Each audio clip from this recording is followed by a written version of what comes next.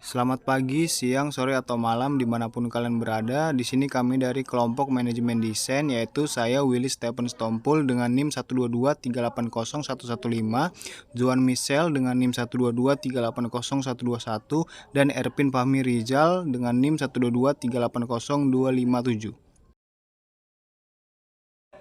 Dan ini adalah daftar isi atau poin-poin dari materi yang akan kami jelaskan di video ini. Simak videonya sampai akhir. Manajemen adalah proses perorganisasian, pengaturan, pengelolaan SDM, sampai dengan pengendalian agar bisa mencapai tujuan dari suatu kegiatan. Manajemen desain memastikan konsistensi desain di semua aspek-aspek merek, termasuk logo, kemasan, komunikasi visual, dan pengalaman pelanggan. Dengan mengelola desain merek dengan baik, perusahaan dapat membedakan dirinya di pasar, menciptakan daya tarik yang kuat, dan membangun kesetiaan konsumen. Freelance adalah istilah berbahasa Inggris yang berarti pekerja lepas. Umumnya freelance tidak terikat kontrak dengan perusahaan dan bekerja saat dibutuhkan saja. Meskipun bukan karyawan tetap, tapi pekerjaan freelance bisa dikerjasamakan dengan beberapa perusahaan sekaligus secara fleksibel. Hal inilah yang membuat banyak orang mulai melirik pekerjaan sebagai freelancer, atau sebutan bagi pelaku freelance, daripada kerja kantoran. Jika di waktu dulu bidang pekerjaan freelance cukup terbatas, saat ini peluang pekerjaan freelance semakin terbuka lebar seiring dengan meningkatnya kebutuhan perusahaan terhadap pekerja lepas. Peran freelance pada industri meningkatkan pertumbuhan ekonomi.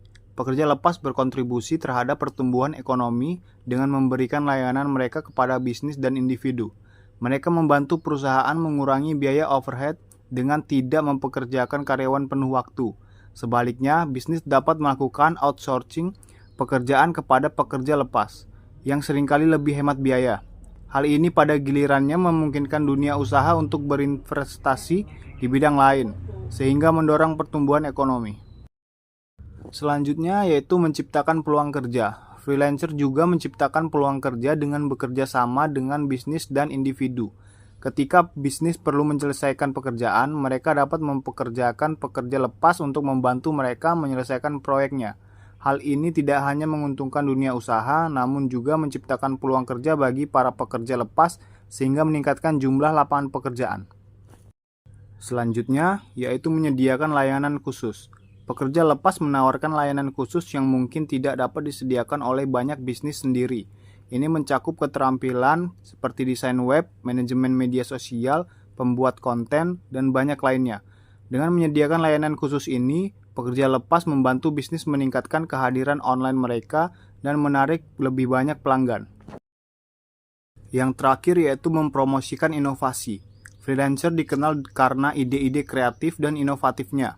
Ketika bisnis bekerja dengan pekerja lepas, mereka dapat memanfaatkan kreativitas dan inovasi ini untuk meningkatkan produk atau layanan mereka.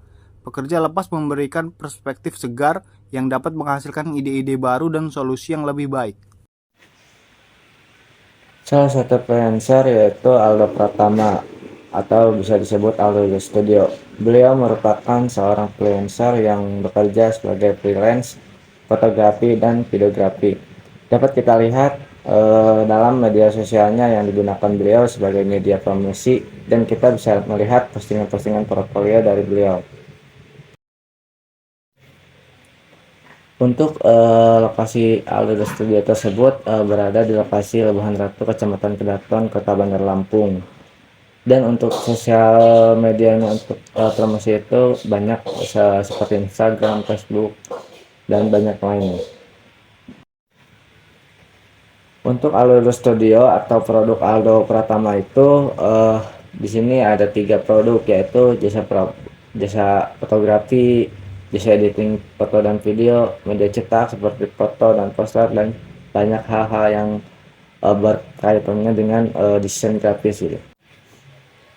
Nah, di sini juga ada alur kerja yang dimana yang pertama itu menguatkan fondasi marketing, yang dimana menguatkan fondasi marketing itu dapat dimulai dari cara kita dari cara beliau mempromosikan dan marketing produk atau jasa itu tersendiri. Dan yang kedua itu desain yang baik. Desain yang baik itu mulai dari cara Aldo Studio mengelola studio agar dikenal dengan banyak orang lewat media sosial, dan desain yang orisinil. Desain membantu marketing untuk mencari klien. Nah, untuk alur kerja yang ketiga yaitu proses produksi, di mana proses produksi ini mempunyai 6 poin. Yang pertama yaitu bagaimana customer itu tertarik pada jasa atau produk yang diproduksi oleh Aldo Studio tersebut. Lalu mengirimkan pesan singkat via Instagram sebagai bentuk ketertarikan customer pada produk tersebut. Bukan hanya Instagram saja, banyak media sosial yang beliau gunakan gitu. Terus yang kedua yaitu Studio Aldodo mengambil database dalam bentuk nomor WhatsApp untuk komunikasi atau mengkomunikasikan transaksi itu lebih lanjut, sekaligus sebagai media promosi produk tersebut. Terus yang ketiga yaitu nego harga produk atau jasa, mulai dari riset UMR daerah asal customer, menanyakan footage video sudah bersedia atau belum, riset kesulitan editingnya, hingga menyesuaikan harga lewat deadline pengerjaannya tersebut. Nah, setelah kita selesai proses nego harga, kita bakal masuk yang namanya tahap membuat syarat dan ketentuan. Jadi kita buat perjanjian antara customer dengan kita. Contohnya apa? Contohnya seperti perjanjian berapa kali maksimal revisi. Misal, maksimal revisi itu 3 kali, selebihnya bakal kena tambahan harga. Kenapa sih kita harus nerapin maksimal revisi ini? Ini untuk berjaga-jaga agar customer tidak merevisi kita berkali-kali.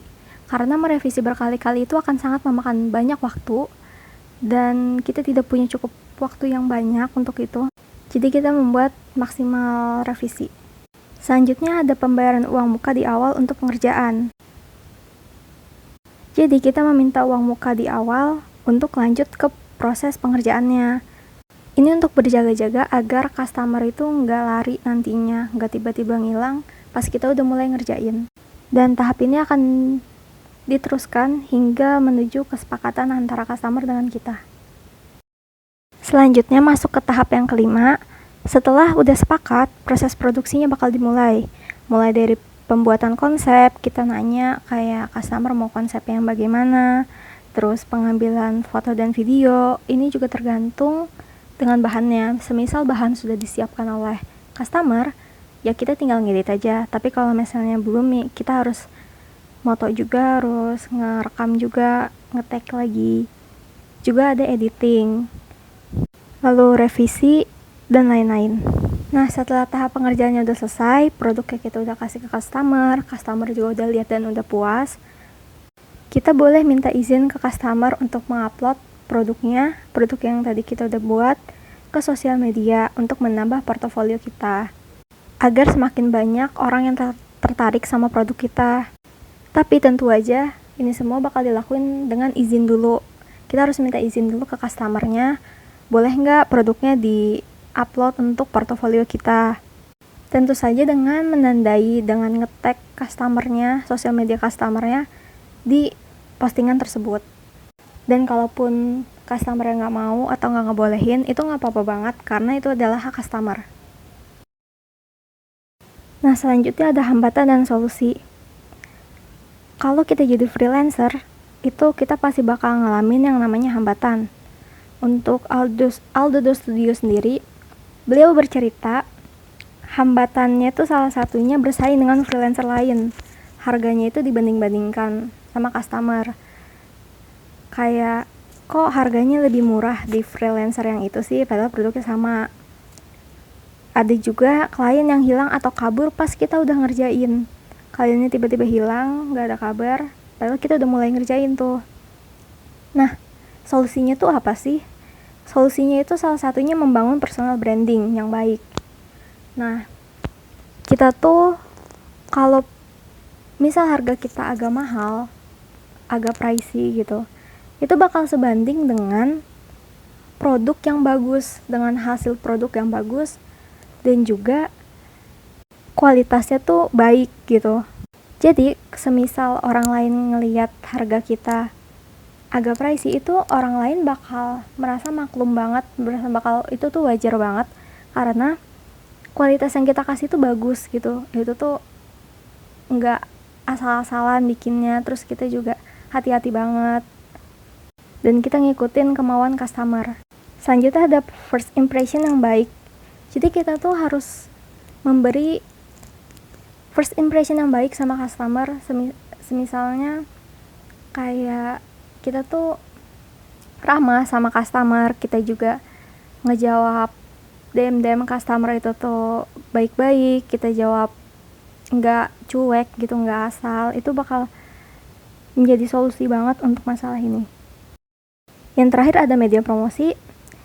Aldo sendiri bercerita beliau punya banyak media untuk mempromosikan produknya. Salah satunya itu Facebook Ads, Instagram Ads, Story, dan juga Post. Terus ada WhatsApp Story, TikTok video, dan juga yang terakhir menurut saya paling penting yaitu relasi pertemanan. Kenapa sih relasi pertemanan itu penting untuk media promosi, sebagai media promosi? Karena dari relasi produk kita tuh bakal jadi omong ke omong gitu. Orang lain bakal tahu produk kita dari omongan-omongan.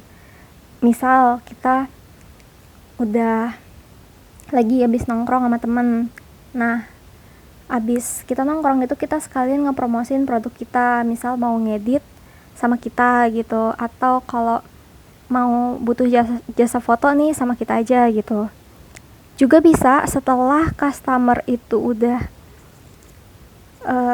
pesan ke kita, terus hasilnya customernya puas karena pelayanan kita yang baik dan kualitasnya yang bagus, itu bakal jadi omongan ke omongan. Misal dia jadi promosiin gitu, kayak ngomong sama temennya kayak produk di sini bagus loh, kalau mau pesen di sini aja. Kira-kira begitu. Sekian presentasi dari kelompok kami. Mohon maaf jika ada salah kata, dan semoga informasi yang kita berikan hari ini akan menjadi ilmu bagi semuanya dan akan bermanfaat bagi semuanya. Terima kasih.